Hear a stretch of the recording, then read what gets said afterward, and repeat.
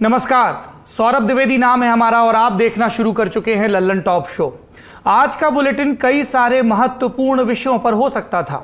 हम आपको बता सकते थे कि भारत अगला G20 सम्मेलन कश्मीर में करवाकर पूरी दुनिया को क्या संदेश देना चाहता है। हम आपको उस आत्मविश्वास के बारे में बता सकते थे जिससे सराबोर होकर हिंदुस्तान एरोनॉटिक्स लिमिटेड यानी HAL के मुखिया आर माधवन ने कहा कि भारत का स्वदेशी लड़ाकू विमान तेजस मलेशिया के लिए टॉप चॉइस बनकर उभरा है, यानी भारत अब हथियारों के निर्यात की दिशा में सोच रहा है। हम आपको यह भी बता सकते थे कि कैसे Indian council of medical research यानी ICMR के वैज्ञानिकों ने ऐसा मच्छर तैयार किया है जो वातावरण में जाकर डेंगू और चिकनगुनिया के मच्छरों की जगह ले लेगा, बीमारियों पर काबू करने में मदद करेगा। लेकिन इस वक्त देश की पूरी ऊर्जा 3 शब्दों ने चूस रखी है: आहत, नफरत और अपराध। जिस सिस्टम से उम्मीद की जाती है कि वो गाड़ी को पटरी पर लाएगा, वही घर फूंक कर तमाशा देखने में लगा हुआ है। आज पूरे दिन लोग आहत हुए, नफरत फैलाई और अपराध करने के लिए आम लोगों को उकसाया गया। तरक्की की तरफ कदम बढ़ाते भारत के पांव पीछे खींचने वाले इन महानुभावों की कारस्तानियां डॉक्यूमेंट की जाएंगी आज दिन की बड़ी खबर में, ताकि आप समझ सकें कि असली मुद्दों से लगातार ध्यान भटकाने वालों की फौज में कौन कौन शामिल हैं। लेकिन शो में सबसे पहले दिन का वीडियो।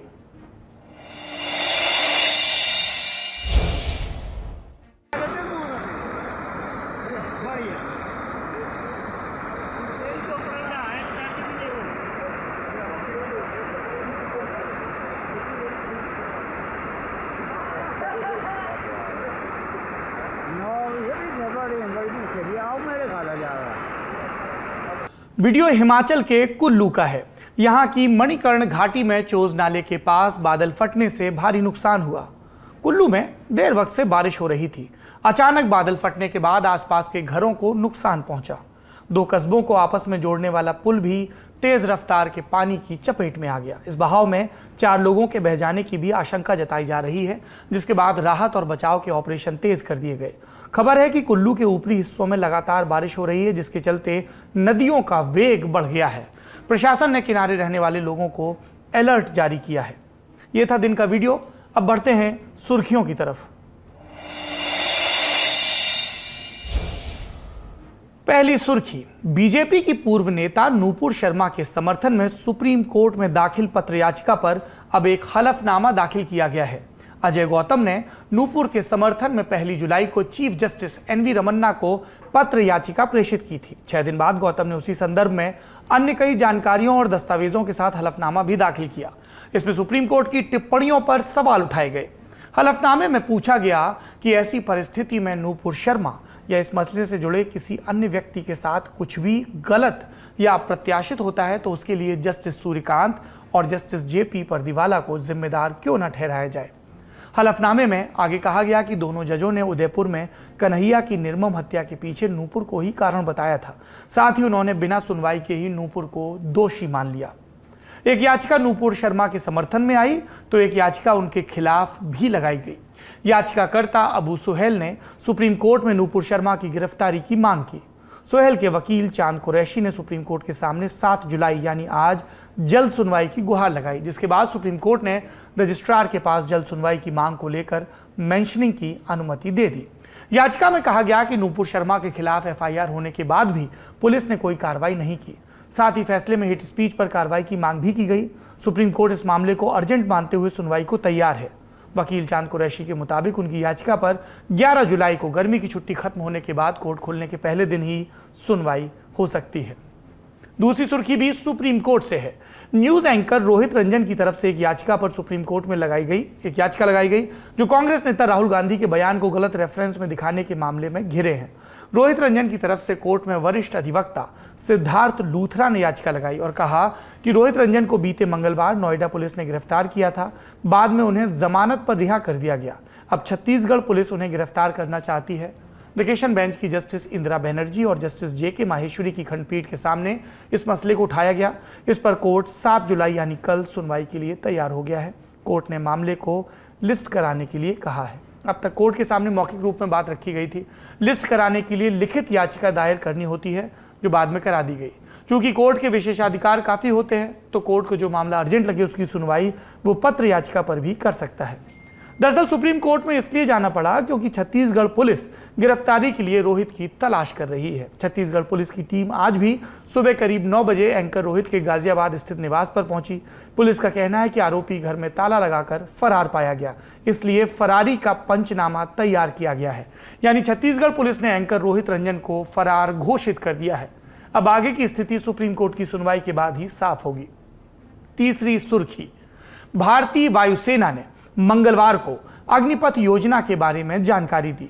बताया कि उसे अग्निपथ भर्ती योजना के तहत 7.5 लाख से ज्यादा आवेदन प्राप्त हुए, जो पहले मिले 6,31,528 आवेदनों की तुलना में कहीं ज्यादा है। योजना के तहत पंजीकरण प्रक्रिया 24 जून से शुरू हुई और 5 जुलाई को समाप्त हो गई।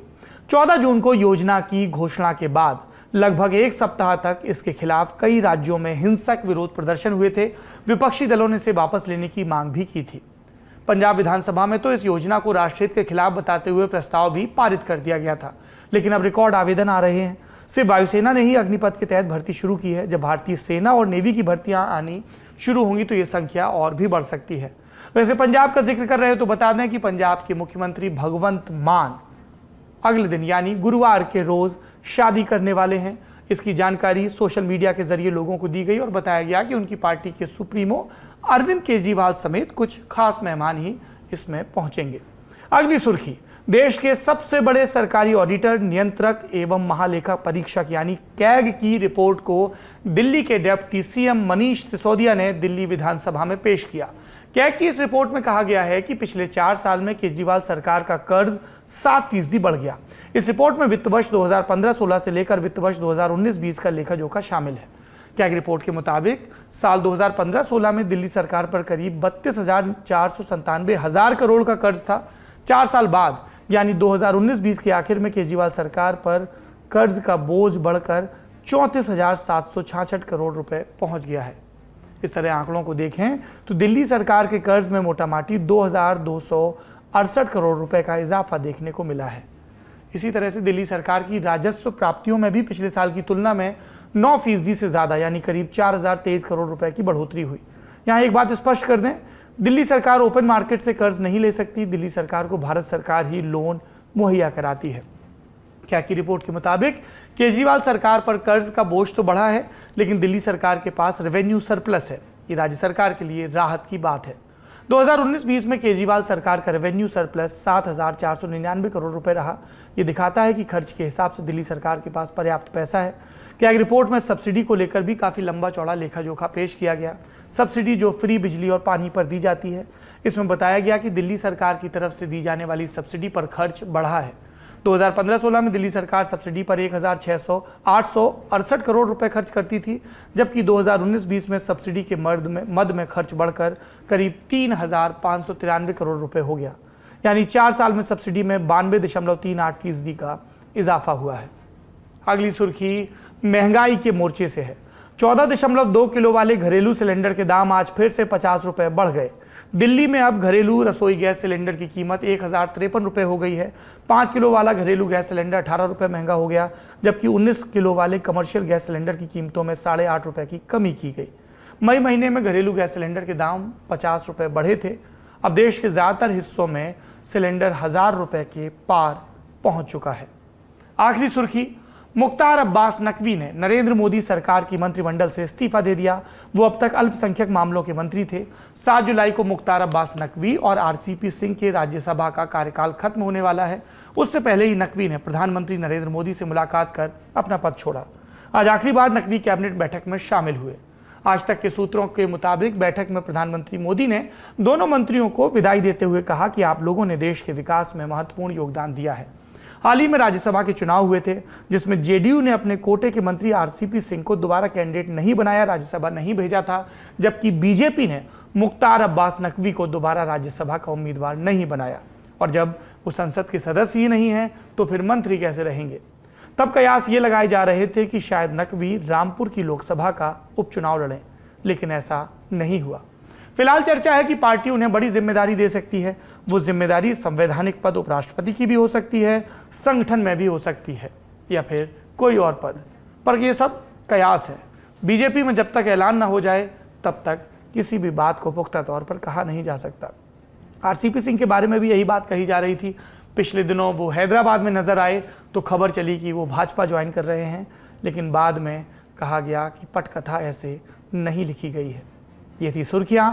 अब चलते हैं दिन की बड़ी खबर की तरफ। आहत, नफरत और अपराध, इन 3 कीवर्ड्स को डालकर आप खबरों की गागर खंगालेंगे तो आपको सारी खबरों में एक बात कॉमन मिलेगी, धर्म जिसमें लोग अपनी समस्याओं का समाधान खोजते हैं, शांति तलाशते हैं। उसी के नाम पर नई नई समस्याएं पैदा की जा रही हैं और शांति भंग करने की कोशिश हो रही है। कुछ मिसालें हम आपके सामने पेश कर रहे हैं। पहला मामला है अजमेर का। 5 जुलाई के बुलेटिन में लल्लन टॉप ने आपको बताया था कि सलमान चिश्ती नाम के एक हिस्ट्री शीटर अपराधी ने भाजपा से निलंबित प्रवक्ता नूपुर शर्मा की हत्या पर इनाम का ऐलान किया। सलमान चिश्ती को अजमेर शरीफ दरगाह का खादिम बताया गया। अंजुमन कमेटी में वो वोट डालता है, लेकिन दरगाह अंजुमन कमेटी ने तुरंत उससे किनारा कर लिया था। कल आपने नफरत उगलते सलमान चिश्ती को देखा था। अब उस सलमान चिश्ती को देखिए जो पुलिस के हत्थे चढ़ गया है। पुलिस 5 जुलाई की रात ही चिश्ती को उसके घर से उठाकर ले गई थी। धमकी देते हुए जो हेकड़ी चिश्ती वीडियो में दिखा रहा था वो वर्दी के सामने नजर नहीं आई। अजमेर में दरगाह पुलिस थाने से प्राप्त जानकारी के मुताबिक चिश्ती का जो वीडियो वायरल हुआ वो संभवतः 3 हफ्ते पुराना है, यानी नूपुर शर्मा के बयान के 1 या 2 दिन बाद का। पुलिस ये भी आशंका जता रही कि वीडियो बनाते वक्त चिश्ती नशे में था। इसे लेकर भाजपा की तरफ से आईटी सेल के मुखिया अमित मालवीय ने सवाल उठाया कि क्या पुलिस ने ही चिश्ती को नशे वाली बात करने को कहा था। जैसा कि हमने आपको बताया, सलमान चिश्ती एक हिस्ट्री शीटर है। इसके खिलाफ दर्ज मुकदमों की संख्या 14 है, जिसमें हत्या का प्रयास भी शामिल है। कुछ मामलों में सलमान बरी हो चुका है, लेकिन सभी में नहीं। अगर सलमान को कानून ने एक सख्त सबक दिया होता तो किसी की हत्या का आह्वान करने का विचार उसके दिमाग में आता नहीं, लेकिन ऐसा हुआ नहीं और नतीजा आपके सामने है। सलमान सलाखों के पीछे है, लेकिन उसकी वीडियो का संदेश जहां पहुंचना था पहुंच चुका है। अजमेर से अब चलते हैं महाराष्ट्र के अमरावती। यहां 21 जुलाई को उमेश प्रहलाद राव कोल्हे की हत्या कर दी गई। उमेश का दोष, उन्होंने नूपुर शर्मा के समर्थन में व्हाट्सएप स्टेटस लगाया था। 19 जून को आतिफ, शोएब और इरफान शेख नाम के आरोपियों के बीच उमेश की हत्या को लेकर एक मीटिंग हुई। तय हुआ कि उन्हें 20 जून को मारा जाएगा। 20 तारीख को आरोपी उमेश की दुकान से घर तक के रास्ते में घात लगाकर बैठ गए, लेकिन उस रोज उमेश एक दूसरे रास्ते से गए, पर अगले दिन उमेश हत्यारों के शिकार बन ही गए। जब पुलिस ने मामले की जांच शुरू की तो उमेश की हत्या का सीधा कारण मालूम नहीं चला, क्योंकि उमेश का कोई दुश्मन नहीं नजर आया। पर जब सीसीटीवी फुटेज के आधार पर 7 आरोपियों को पुलिस ने गिरफ्तार किया, तब पता चला कि उमेश भी ठीक कन्हैया लाल की तरह निशाना बनाए गए थे। अब इस मामले की जांच एनआईए कर रही है। आज खबर आई कि इस हत्याकांड के कथित मास्टरमाइंड इरफान खान के खिलाफ मध्य प्रदेश के इंदौर में भी रेप का एक मामला चल रहा है। इस मामले में इरफान 19 दिन जेल में भी रह चुका है। उमेश कोल्हे और कन्हैया लाल की हत्या में 7 दिन का फर्क था। अगर उमेश कोल्हे के हत्यारों को जल्द पकड़कर देश भर में एजेंसियों को अलर्ट कर दिया जाता तो सोशल मीडिया पोस्ट को लेकर धर्मांध लोग इस तरह की बर्बरता कर सकते हैं, तो शायद कन्हैया लाल की जान बच सकती थी, पर ऐसा हुआ नहीं। उमेश के बाद लगभग उसी तर्ज पर कन्हैया की हत्या हुई और अब जैसे पूरा देश बारूद के ढेर पर बैठा है। एक छोटी सी चिंगारी से माहौल खराब हो सकता है। बावजूद इसके धर्म के नाम पर हिंसा का आह्वान बंद नहीं हुआ है। हम ऐसा क्यों कह रहे हैं, आपको पहले भी बताया। एक नया उदाहरण देखिए। यूपी की तरफ रुख करते हैं, अयोध्या चलते हैं। अयोध्या में प्राचीन हनुमानगढ़ी मंदिर है। यहाँ के महंत राजू दास ने 5 जुलाई की शाम ये बयान दिया। एक फिल्म निर्माता है लीना, जिनके द्वारा बनाई गई पिक्चर सनातन धर्म संस्कृति और हमारी हिंदू देवी देवता का मजाक उड़ाया जाना बहुत ही निंदनीय है। इसके नाते मैं देश के गृह मंत्री जी से मांग करता हूं कि इनके खिलाफ सख्त से सख्त कार्रवाई हो और इस पिक्चर के ऊपर बैन लगाया जाए। अभी उन्होंने जो ट्रेलर दिखाया है, उस ट्रेलर में शक्ति स्वरूपा मां काली के मुख में सिगरेट सुलगाते हुए दिखाया गया है। भाई अभी तत्काल की घटना देख लो कि नूपुर शर्मा ने सही कह दिया तो पूरे देश में आग लग गया, पूरे विश्व में भूचाल आ गई। और सनातन धर्म संस्कृति का आप मजाक उड़ाओगे? क्या चाहते हो तुम्हारे भी सर तन से जुदा हो जाए क्या? ये इच्छा है क्या आपकी? ऐसा नहीं चलेगा। इसके नाते गृह मंत्री जी से मांग करता हूं, साधु संतों में और सनातन प्रेमियों में इसका जबरदस्त रोष है। ऐसे पिक्चर के ऊपर बैन लगाए, इनके खिलाफ सख्त से सख्त कार्रवाई हो। अगर कार्रवाई नहीं होगी तो फिर हम वो स्थिति उत्पन्न कर देंगे कि आपको संभालना मुश्किल हो जाएगा। अभी तो आपने जो दुस्साहस किया है उसकी क्षमा भी मिल सकती है, लेकिन अगर ये रिलीज हो गया तो हम वो स्थिति उत्पन्न कर देंगे कि संभाल आप नहीं पाओगे। किसको धमकी दे रहे हैं महंत? क्या वो देश की कानून व्यवस्था को बिगाड़ने की बात कर रहे हैं? क्या वो हिंसा का आह्वान कर रहे हैं? चाहे वो अजमेर की दरगाह का एक खादिम हो जो नूपुर शर्मा, जिन पर फैसला इस देश की अदालत करेगी, क्योंकि ये देश किसी धार्मिक किताब से नहीं चलता है, ये देश संविधान से चलता है। उसी संविधान से जिसकी मुखालफत केरल के एक माननीय मंत्री कर रहे थे, उसी संविधान से जिसकी शपथ उन मंत्री ने भी ली होगी, उसी संविधान से जिसे हमारे और आपके पुरखों ने तैयार किया, और हमारे और आपके जनप्रतिनिधि जब ज़रूरी समझते हैं तब उसमें बदलाव भी करते हैं, संशोधन भी करते हैं। पर हो क्या रहा है? सब धमकियों के स्वर में बात कर रहे हैं। महंत चाहते हैं कि गृहमंत्री उनकी बात पर ध्यान दें, लेकिन क्या गृहमंत्री इस बात पर ध्यान दे पाएंगे कि महंत ऐसी स्थिति को उत्पन्न करने की बात कर रहे हैं जो संभाली नहीं जा सकेगी? क्या इस मामले का संज्ञान लेकर कार्रवाई हो पाएगी? महंत जिस बात को लेकर नाराज हैं उसे लेकर आपको थोड़ी जानकारी और दे देते हैं। 2 जुलाई को काली नाम की एक डॉक्यूमेंट्री का पोस्टर लॉन्च हुआ। इस पोस्टर में देवी काली के वेश में एक महिला है, एक हाथ में त्रिशूल, दूसरे हाथ में प्राइड फ्लैग और तीसरे हाथ में सिगरेट। बवाल सिगरेट के धुएं पर हुआ।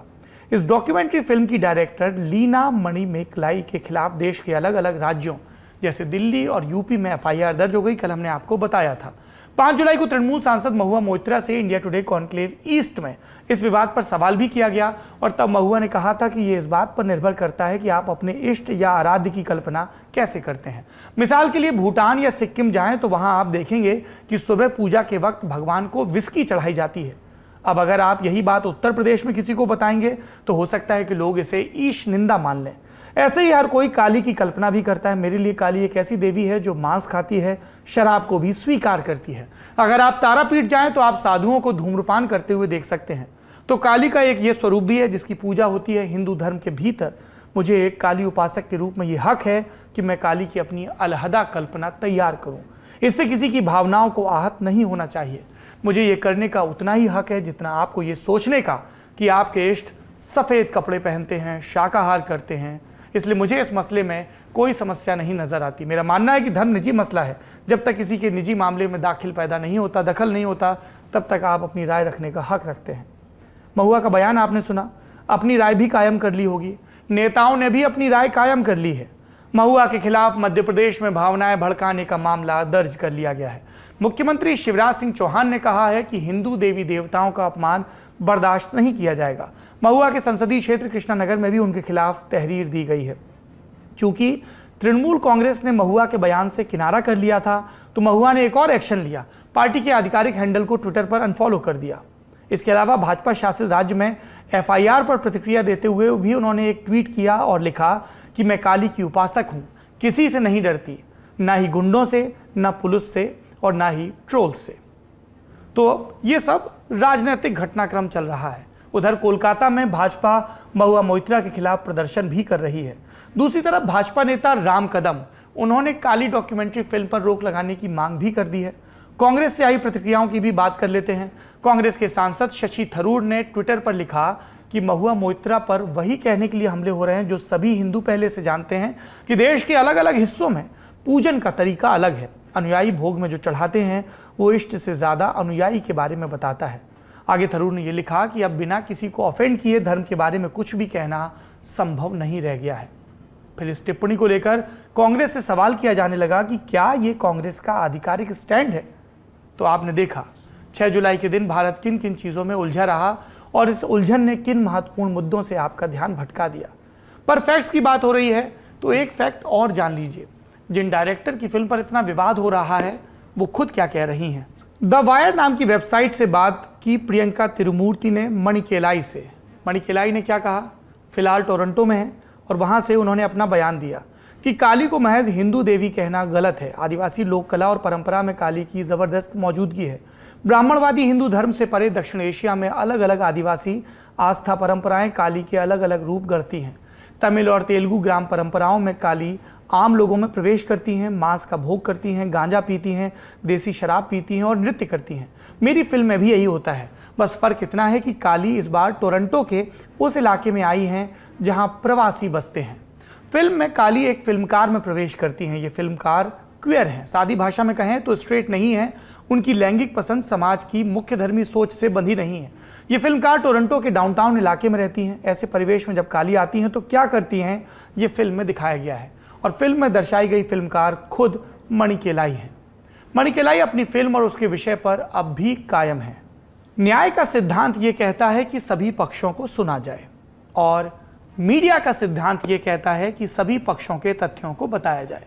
हमने आपको आहत करने वाले कथित विषयों के बारे में बताया और शुरुआत में उन 3 विषयों के बारे में बताया जिन पर इस देश को विस्तार से चर्चा करनी चाहिए। अब आपको तय करना है, आप एक विज्ञान सम्मत समाज गढ़ना चाहते हैं, आप इस देश की तरक्की पर बहस करना चाहते हैं, इस देश की आर्थिक तरक्की, इस देश की सामाजिक तरक्की, इस देश की बौद्धिक तरक्की, या आप इन फसादों में उलझे रहना चाहते हैं। तय आपको करना है, क्योंकि ये जो महान देश है भारत, ये सिर्फ ज़मीन का एक टुकड़ा नहीं है, नक्शे पर खींची गई लकीरें नहीं हैं। ये जीते जागते इंसानों का पुंज है। ये हजारों वर्षों की सभ्यता का क्रम है।